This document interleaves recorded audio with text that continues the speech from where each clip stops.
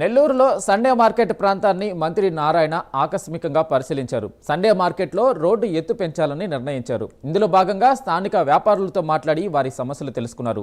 Drainage సమస్య పరిష్కారానికి ప్రణాళిక సిద్ధం చేయాలని ఆదేశించారు. అదేవిధంగా ఈ యొక్క అడ్డ రోడ్లలో డ్రైన్స్ ఉన్నాయి. డ్రైన్స్ అనేవి క్లోజ్ అయిపోయినాయి. డ్రైన్స్ క్లోజ్ అవటం వల్ల వచ్చిన వాటర్ అక్కడిక్కడ స్టాగ్నేషన్ అయిపోతుంది. దానివల్ల ప్రజలు ఇబ్బంది పడుతున్నారని ఇక్కడున్న ప్రజాప్రతినిధులు వాళ్ళందరూ యాక్చువల్గా చెప్పడం జరిగింది. దాని మీద ఈరోజు యాక్చువల్ ఇక్కడ పొగతోటలో ఉన్నటువంటి ఈ సండే మార్కెట్, సుబ్రహ్మణ్య స్వామి టెంపుల్ ఎదురుగా ఉండే సండే మార్కెట్ని విజిట్ చేయడం జరిగింది. నిజంగానే అక్కడ చూస్తే డ్రైన్ అంటూ లేదు. అధికారులు కూడా చెప్పారు ఇమీడియట్గా ఆ డ్రైన్స్ అన్నీ ఓపెన్ చేసి తప్ప వర్షాలు వస్తే నీళ్లు పోవని. అందువల్ల ఇప్పుడు అధికారులకు ఆదేశిస్తున్నాను ఇమీడియట్గా డిజైన్ చేసి. ఇప్పుడు గచ్చకాలం ఒకటి ఉంది ఇక్కడ.